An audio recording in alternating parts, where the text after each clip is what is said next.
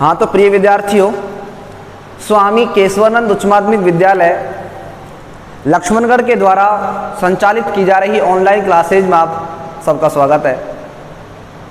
मुझसे तो आप परिचित ही हैं, है ना।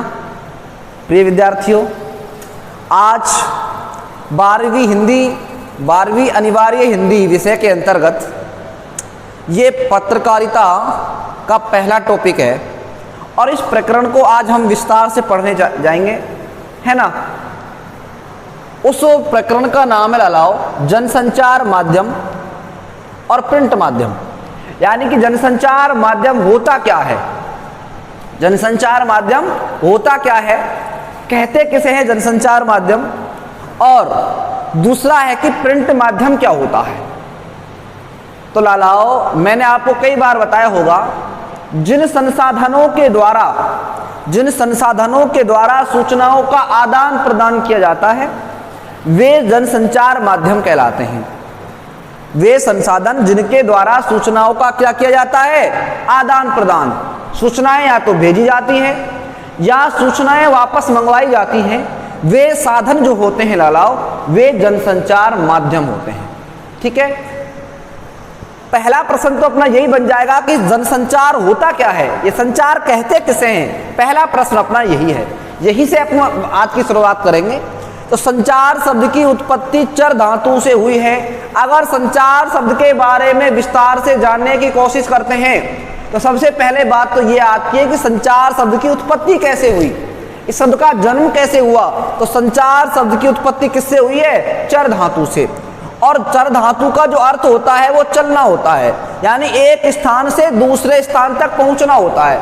चर का मतलब चलना, एक जगह से दूसरी जगह जाना आना, ये सब का है चर का अर्थ है।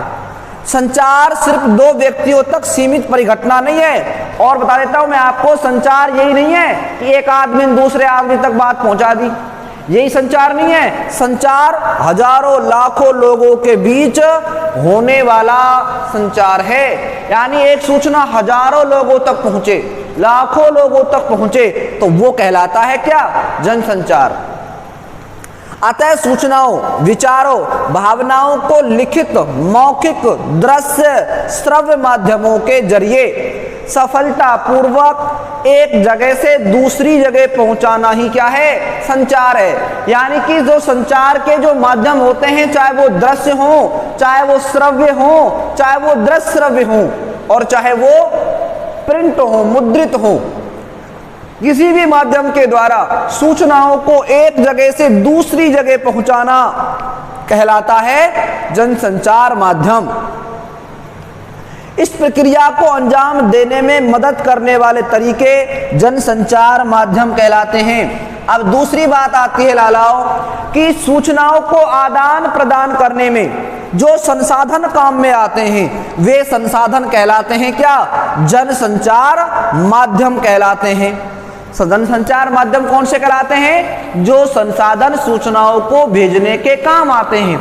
अब ये भेजने के काम क्या क्या कौन कौन से आते हैं, यानी कि संसाधन होते कितने प्रकार के हैं, उनका अध्ययन हम दूसरे प्रश्न में करेंगे कि संचार के विभिन्न प्रकार बताइए।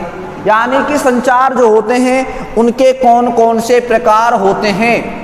तो लालाओ, ये प्रकार हम पढ़ते हैं।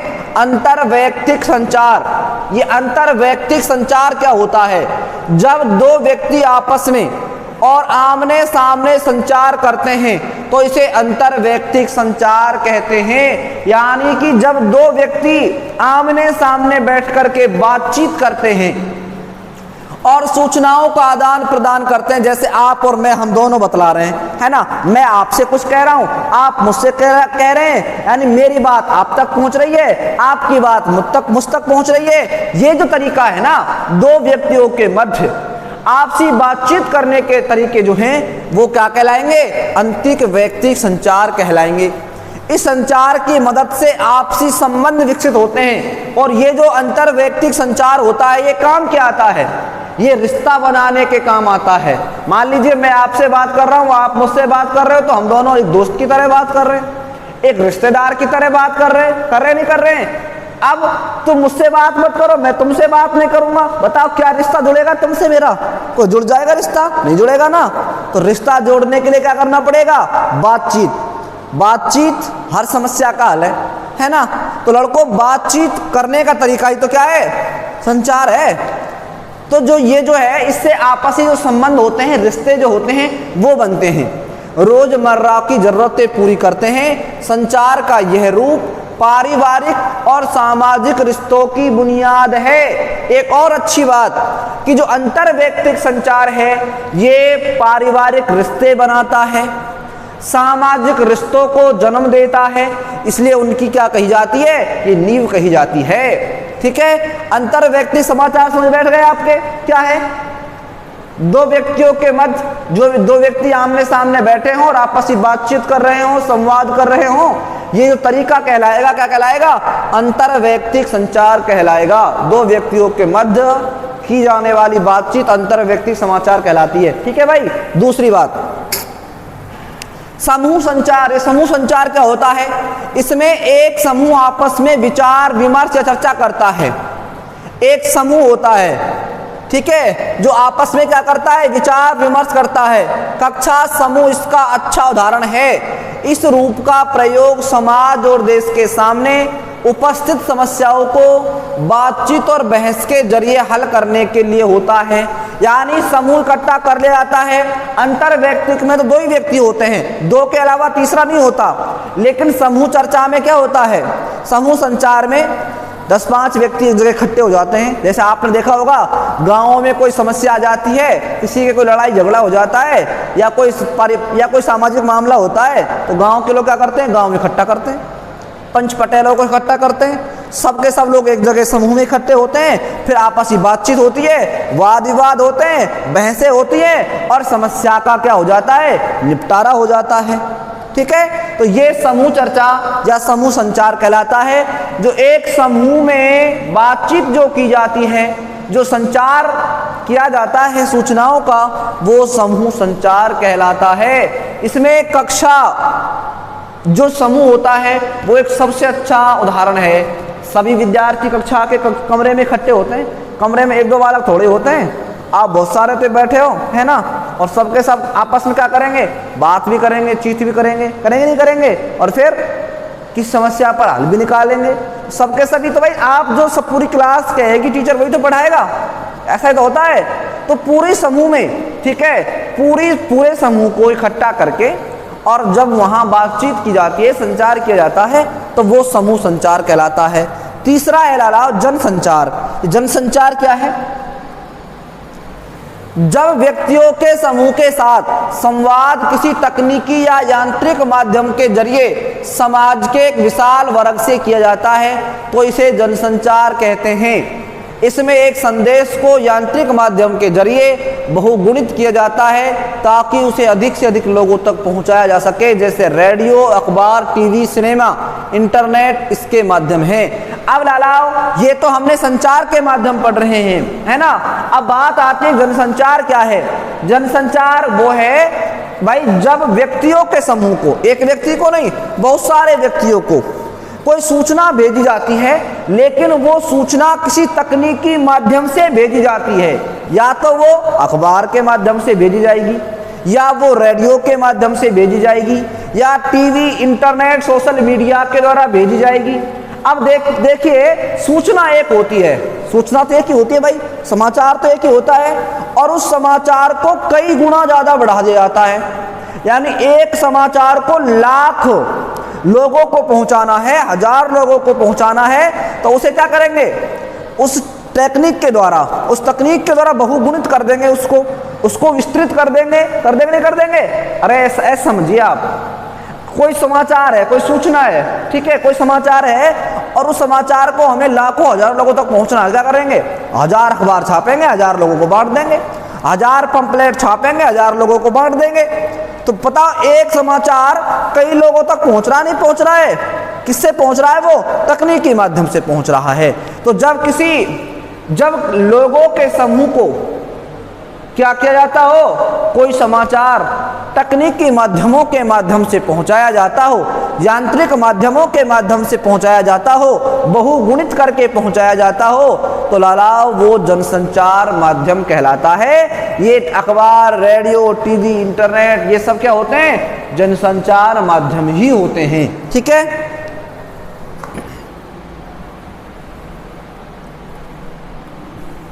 अगली बात आती है लालाओ, जनसंचार माध्यम जो होते हैं ना, इनकी विशेषताएं क्या होती हैं? इनकी विशेषताएं कौन कौन सी होती हैं जनसंचार माध्यमों की? तो देखिए, जनसंचार माध्यमों के जरिए प्रकाशित या प्रसारित संदेशों की प्रकृति सार्वजनिक होती है। इसकी पहली विशेषता तो ये होती है कि जनसंचार माध्यम किसी एक व्यक्ति विशेष को सूचित करने के लिए नहीं दिया जाता। जनसंचार माध्यम की जो प्रकृति होती है, जो व्यवहार होता है, सार्वजनिक होता है। इसमें कोई सूचना पर्सनल नहीं होती, व्यक्तिगत नहीं होती। जो भी समाचार भेजा जाता है वो सबको भेजा जाता है, हजारों, लाखों, करोड़ों जनसंख्या को भेजा जाता है।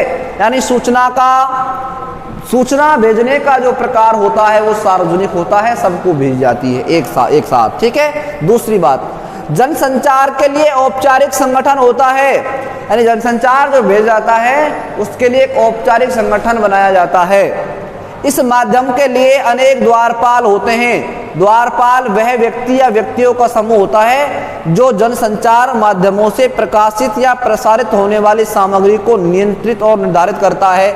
यानी कि द्वारपाल से मतलब है कि सामग्री जो होती है, ये सूचनाएं जो भेजी जाती हैं, समाचार भेजे जाते हैं, इनको नियंत्रित करने वाला कोई व्यक्ति होता है, कोई व्यक्तियों का समूह होता है, कोई संगठन होता है। यानी कोई न्यूज एजेंसी होती है, कोई पत्रकार होता है, कोई संपादक होता है, जो क्या करता है, उन सबको मॉनिटरिंग करता है, उन सबको नियंत्रित करता है। ठीक है, ये इनकी विशेषताएं होती हैं। अब जनसंचार के जो कार्य होते हैं लड़कों, वो क्या होते हैं? इनके कार्य क्या क्या होते हैं वो सुन लीजिए। तो जनसंचार का कार्य क्या होता है? सबसे पहला काम होता है सूचना देना। विशेषताओं में आता है वैसे ये, ठीक है ना। तो जनसंचार का कार्य या विशेषता क्या है? एक और सूचना देना। सबसे पहला जनसंचार का जो काम होता है वो लोगों को सूचित करना होता है, लोगों को ज़्यादा से ज़्यादा जानकारी उपलब्ध कराना होता है। ठीक है, ये जानकारी ऐतिहासिक हो सकती है, ये जानकारी जो है अत्याधुनिक हो सकती है, करंट अफेयर्स की भी हो सकती है। तो इसका मुख्य काम क्या है? सूचना देना है, लोगों को किसी घटना का या समाचार की जानकारी उपलब्ध कराना होता है। दूसरा, शिक्षित करना। जनसंचार जो होता है लोगों में चेतना पैदा करता है, जागृति पैदा करता है और शिक्षित करता है। तीसरा, लोगों का मनोरंजन करना। ये जनसंचार माध्यम जो होते हैं लोगों का मनोरंजन भी करते हैं। कोई साहित्यिक प्रवृत्ति का व्यक्ति है तो उसका साहित्य से मनोरंजन हो रहा है। ठीक है, तो ये उसमें मनोरंजन का गुण भी होता है। एजेंडा तैयार करना, कोई एजेंडा, कोई लक्ष्य निर्धारित करना कि भाई क्या करना है, क्या नहीं करना है, कैसे हमें आगे बढ़ना है, उसका जो पूरा एजेंडा है, उसकी जो रूपरेखा है वो इसके माध्यम से तैयार की जा सकती है। निगरानी करना, ये जो संचार माध्यम होते हैं ये सब पर निगरानी भी रखते हैं, राजनेता पर, प्रशासन पर, सब पर निगरानी रखते हैं ताकि लोग क्या ना करें, गलत व्यवहार ना करें, लोगों को नियंत्रित करने का कार्य भी ये करते हैं। विचार विमर्श के मंच, ये जनसंचार जो माध्यम होते हैं विचार विमर्श करने के क्या होते हैं? मंच होते हैं। कोई सार्वजनिक मुद्दा है, उस मुद्दे पर हम बहस कर सकते हैं, उस पर वाद विवाद कर सकते हैं। ठीक है, उसके काम भी आता है। अब बात आती है कि पत्रकारिता क्या होती है। भाई पत्रकारिता किसे कहा जाता है? तो देखिए, प्रिंट, रेडियो, टेलीविजन या इंटरनेट के जरिए खबरों के आदान प्रदान को पत्रकारिता कहा जाता है। इसके तीन पहलू हैं: समाचारों का संकलन, संपादन और प्रकाशन। तीन बातें इसमें आती हैं लड़कों। यानी पत्रकारिता का काम क्या है? रेडियो के लिए, प्रिंट माध्यमों के लिए अथवा इंटरनेट की खबरों को लिखने का जो कार्य होता है, समाचार लिखने का कार्य पत्रकारिता के नाम से जाना जाता है। खबरों को लिखने का जो कार्य होता है उसे पत्रकारिता कहा जाता है। अब ये पत्रकारिता के तीन पहलू होते हैं। सबसे पहला होता है समाचारों का संकलन, कि भाई जो समाचार हैं, घटनाएं हैं, पहले उनका संकलन करना पड़ेगा, खबरों को पहले इकट्ठा करना पड़ेगा। उसके बाद उन्हें सही व्यवस्थित तरीके से आकर्षक ढंग से संपादित करना पड़ेगा और उसके बाद उनको क्या करना पड़ेगा, प्रकाशित करना पड़ेगा। तो पत्रकारिता का कार्य 3 चरणों में पूरा होता है। सबसे पहले समाचारों का संकलन किया जाता है, उसके बाद समाचारों को संपादित किया जाता है, उसके बाद समाचारों को प्रकाशित किया जाता है। ठीक है, तो ये होती है पत्रकारिता। अब रेडियो के विषय में बताइए भाई, रेडियो क्या है? रेडियो क्या है तो उसके बारे में सुन लीजिए। तो रेडियो एक ध्वनि माध्यम है, यानी रेडियो जो है लालाओ एक श्रव्य माध्यम है। ये जनसंचार माध्यम होते हैं ना, कई प्रकार के होते हैं, जिनमें से एक प्रिंट होता है, एक श्रव्य होता है, एक दृश्यश्रव्य होता है। तो लालाओ ये एक श्रव्य माध्यम है, यानी कि रेडियो को केवल सुना जा सकता है। इसकी तत्कालिकता, घनिष्ठता और प्रभाव के कारण इसमें अद्भुत शक्ति है। ध्वनि तरंगों के कारण यह देश के कोने कोने तक पहुंचता है। Akashvani, FM channel, BBC, voice of America, Moscow radio आदि इसके क्या है, अनेक केंद्र हैं। यानी कि लड़कों इसमें जो सूचनाएं भेजी जाती हैं वो ध्वनि तरंगों के माध्यम से भेजी जाती हैं। यानी कि अंतरिक्ष में एक सैटेलाइट स्थापित कर दिया जाता है, फिर यहाँ से जो आकाशवाणी जो केंद्र होता है या FM चैनल होता है या BBC, वॉइस अमेरिका जो भी होते हैं चैनल होते हैं ना, इनसे सूचनाओं को वहाँ भेज जाता है, उस सैटेलाइट पर भेज जाता है और वो सैटेलाइट दुनिया भर में खबरों को प्रकाशित करता है, खबरों को प्रसारित करता है।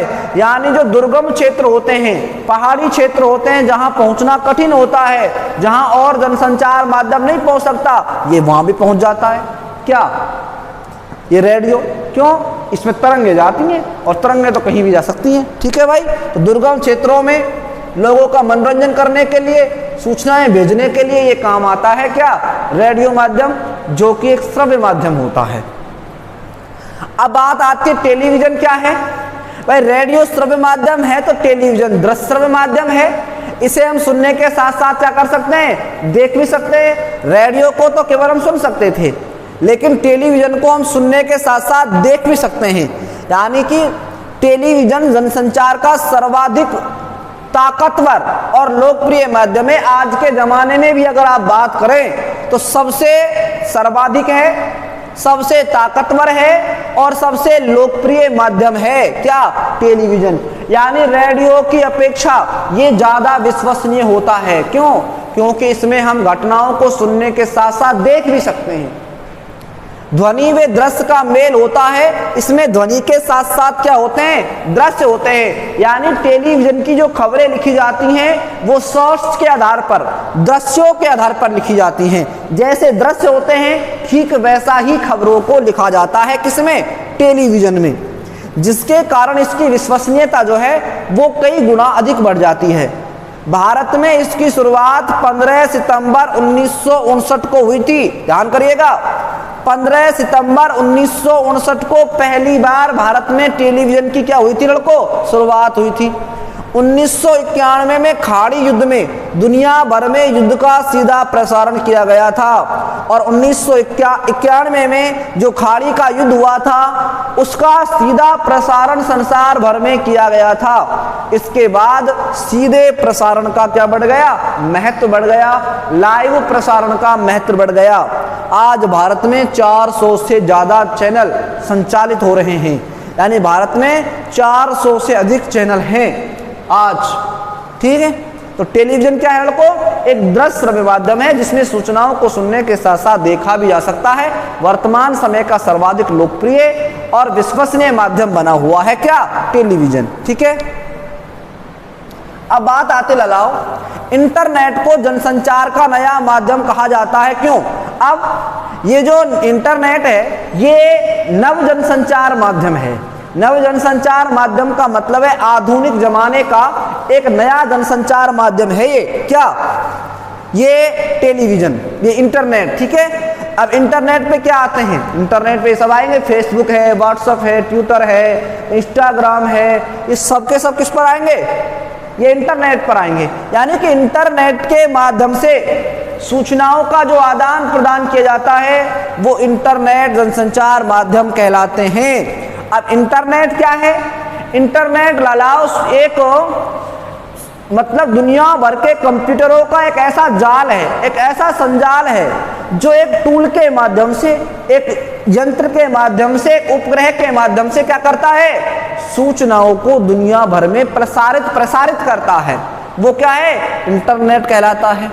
इंटरनेट एक ऐसा माध्यम है जिसमें प्रिंट मीडिया, रेडियो, टेलीविजन, किताब, सिनेमा, यहाँ तक कि पुस्तकालय के सारे गुण मौजूद होते हैं। यानी इंटरनेट में सभी गुण मौजूद होते हैं। इसमें प्रिंट मीडिया के गुण भी होते हैं, इसमें रेडियो के गुण भी होते हैं, टेलीविजन के गुण भी होते हैं, किताब के गुण भी इसमें होते हैं, सिनेमा, पुस्तकालय, सभी के सर्वाधिक गुण इसमें मौजूद हैं। किसमें? इंटरनेट में। इसकी पहुंच व रफ्तार का कोई जवाब ही नहीं है, और इसकी रफ्तार, इसकी गति, इसकी पहुंच सबसे ज़्यादा है, टेलीविजन से भी ज़्यादा है इसकी। तो इसमें सारे माध्यमों का समागम है। यह एक अंतर क्रियात्मक माध्यम है, यानी आप इसमें मूक दर्शक नहीं हैं। इसमें आप बहस कर सकते हैं, ब्लॉग के जरिए अपनी बात कह सकते हैं। इसने विश्व को ग्राम में बदल दिया है। इसके बुरे प्रभाव भी हैं। इस पर अश्लील सामग्री बहुत अधिक है, जिससे समाज की नैतिकता को खतरा है। दूसरे, इसका दुरुपयोग अधिक है तथा सामाजिकता कम होती जाती है। यानी कि लड़कों, ये जो इंटरनेट है ना, ये एक फुहड़ता, एक अश्लीलता फैलाने का माध्यम भी है। ये पक्की बात मान लीजिए। आज के ज़माने में कितनी ज़्यादा अश्लीलता फैल गई है, नैतिकता का ह्रास कितना हो रहा है। ये सब किसके कारण हो रहा है? इंटरनेट के कारण। एक और बताता हूं मैं इस इंटरनेट की कमी, वो क्या है? वो सबसे बड़ी कमी यह है कि व्यक्ति जो है एकाकी हो रहा है। बस सुबह से लेकर शाम तक मोबाइल में लगे रहो, ना घर वालों से बातचीत करना, ना रिश्तेदारों से बातचीत करना, किसी से बात करने का मन ही नहीं करता। यानी सामाजिकता का जो गुण है, समूह में रहने का जो गुण है, पारिवारिक बंधनों में बंधने का जो गुण है, वो एकदम से गायब है ना। मोबाइल के साथ ऐसी दोस्ती हो गई, लाइफ टाइम दोस्ती, बस उसके साथ लगे रहो, उसी में चैट करते रहो, उसी में बात करते रहो, उसी में लिखते रहो, बस उस पर आदमी की जिंदगी निर्भर हो गई है। ये सबसे बड़ा इसका दुष्प्रभाव है लड़कों। नैतिकता को सबसे बड़ा खतरा है, सामाजिक रिश्तों को सबसे बड़ा खतरा बना हुआ है। किसके द्वारा? इंटरनेट के द्वारा। तो इसके गुण है ना, तो इसके कुछ खामियां भी हैं। ठीक है, अब बात आती है जनसंचार माध्यमों से भाई लाभ तो क्या होते हैं और इनसे हानियां क्या होती हैं। इनके लाभ कौन कौन से हैं, इनके हानियां कौन कौन सी हैं। तो देखिए, यह हमारे दैनिक जीवन में शामिल हो गया है। आज का जमाना बिना समाचारों के नहीं जी सकता। चाहे वो किसी भी माध्यम समाचार प्राप्त करता हो, समाचार प्राप्त करता है, ये उसके दैनिक जीवन का क्या बन चुका है? एक हिस्सा बन चुका है, एक पार्ट बन चुका है। दूसरी, धर्म से लेकर सेहत तक की जानकारी मिल रही है। अब आजकल जानते हो, जनसंचार पर राशिफल देख लो, विवाह की लगन देख लो, कोई भी मुहूर्त देख लो, है ना, कुछ भी देख लो। कहने का मतलब धर्म की जानकारी मिल जाती है, सेहत की जानकारी देख लो आप, तरह तरह के नुस्खे, जड़ी बूटियां मोबाइल पर, नेट पर बिखरे पड़े, है ना। तो सेहत की जानकारी भी इससे उपलब्ध होती है, धर्म की जानकारी भी इससे उपलब्ध होती है, और भाई सामाजिक जो गठन होते हैं उनकी जानकारी तो होती है, दुर्घटनाओं की जानकारी इससे मिलती है। यानी सभी प्रकार की जानकारी किससे मिल जाती है? जनसंचार माध्यमों से मिल जाती है। तीसरी बात, इससे मानव जीवन सरल होता है, समर्थ होता है, सक्रिय हुआ है। यानी इससे मानव जीवन थोड़ा सरल हुआ है, ठीक है, समर्थ भी हुआ है, क्रियाएं बढ़ गई, अंतर वैयक्तिक क्रियाएं बढ़ गई हैं, जिससे आपसी संवादों को बढ़ावा इससे मिल रहा है। सूचनाओं व जानकारियों के कारण लोकतांत्रिक प्रक्रियाओं को मजबूती मिली है।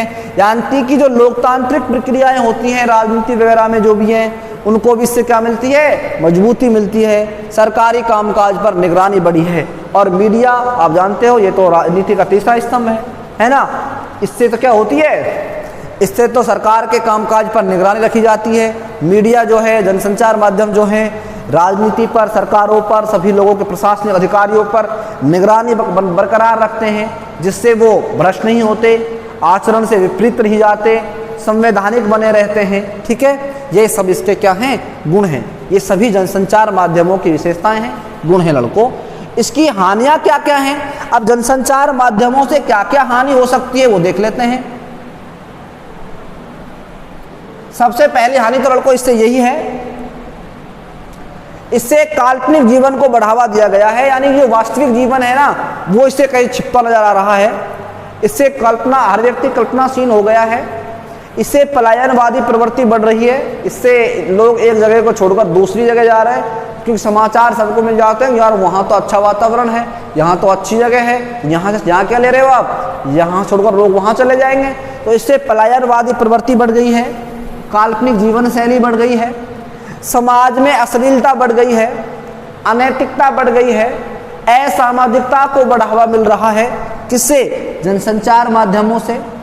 गलत मुद्दों को जबरदस्त प्रचार जरिए सही ठहराया जाता है। जो गलत मुद्दे होते हैं, गलत जो घटनाएं होती हैं, उनको जबरदस्ती इन संचार माध्यमों के द्वारा क्या किया जाता है, सही ठहराने का, सही बताने का, झूठ को सच में बदलने का क्या किया जाता है, दावा किया जाता है। किनके माध्यम से? जनसंचार माध्यमों के माध्यम से। ठीक है। अब 10वां जो प्रश्न है बनता है अपना, वो बनता है लालाओ कि ये समाचार होते किसे हैं, समाचार कहते किसे हैं, समाचार क्या होता है, ये हम जानने का प्रयास करेंगे।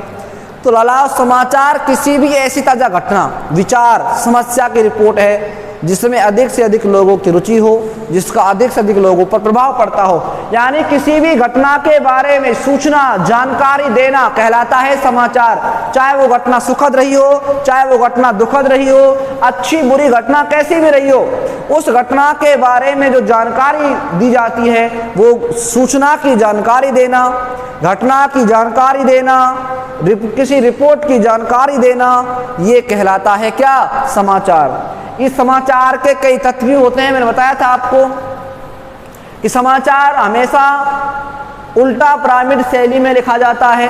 ये उल्टा पिरामिड शैली एक समाचार लेखन की, समाचार लिखने की शैली होती है। ये समाचार लिखने का एक तरीका होता है जिसमें कोई क्लाइमेक्स नहीं होता है ना। इसमें सूचनाओं को इंट्रो, बॉडी और समापन के रूप में रखा जाता है। इंट्रो समाचार का मुख्य भाग होता है, जिसे समाचार में प्रारंभ में ही 1-2 पंक्तियों में लिख दिया जाता है। इसमें समाचार के जो प्रारंभिक 4 ककार होते हैं, क्या, कब, कहाँ और किसके साथ या कौन, इनका उत्तर लिखा जाता है। दूसरा बॉडी होता है, जिसमें समाचार की विस्तृत जानकारी लिखी जाती है। समाचार के अंतिम 2 ककारों, क्यों और कैसे, का उत्तर इसमें लिखा जाता है। इसमें सूचनाओं को विस्तार से ब्यौरेवार लिखा जाता है। समापन, ये समाचार का अंतिम भाग हुआ करता है जो पूरी तरह से बॉडी से जुड़ा रहता है। ठीक है, ये उसकी बात हो गई। तो लालाओ, अब समाचार के जो तत्व होते हैं वो कौन कौन से होते हैं वो देख लेते हैं हम। देखिए, सबसे पहली बात होती है समाचार तत्वों की नवीनता, कि समाचार हर दिन के नए होने चाहिए। समाचारों में रोजाना नवीनता होनी चाहिए, निकटता होनी चाहिए, यानी समाचार ऐसे लगे कि वास्तविक हैं, किसी समस्या, किसी घटना के बिल्कुल करीब हैं। तो निकटता गुण भी होना चाहिए। समाचारों का प्रभाव भी होना चाहिए। ये नहीं कि समाचार लिख दिया, लोगों पर उनका कोई असर ही नहीं पड़ रहा है, कोई प्रभाव ही नहीं पड़ रहा है। लोगों पर उन समाचारों का प्रभाव भी पड़ना चाहिए, असर भी पड़ना चाहिए। जन रुचि, लोगों की रुचि भी उनमें होनी चाहिए। ये नहीं है कि लोगों की रुचि ना हो, वो भी उसमें होनी चाहिए। टकराव, आपसी प्रतिद्वंदिता भी उसमें होनी चाहिए। महत्वपूर्ण लोग, उससे जुड़े हुए कुछ महत्वपूर्ण लोग भी होने चाहिए। अनोखापन, थोड़ा नयापन होना चाहिए। अनोखापन, आश्चर्य सूचकता उसमें होनी चाहिए। पाठक वर्ग, पढ़ने वाले लोग भी होने चाहिए। मानो समाचार लिख दिए और पढ़ने वाला ही नहीं है कोई, तो बेकार है सारे। ठीक है। और नीतिगत ढांचा, उनको प्रसारित करने का कुछ नियम भी होना चाहिए, कुछ कानून भी होनी चाहिए, कुछ मर्यादाएं होनी चाहिए। ठीक है। तो आज हम इतना ही पढ़ेंगे। कल पढ़ेंगे संपादन क्या होता है, संपादन क्यों जरूरी होता है, और धीरे धीरे बढ़ते रहेंगे आगे। ठीक है। आज के लिए इतना ही, धन्यवाद।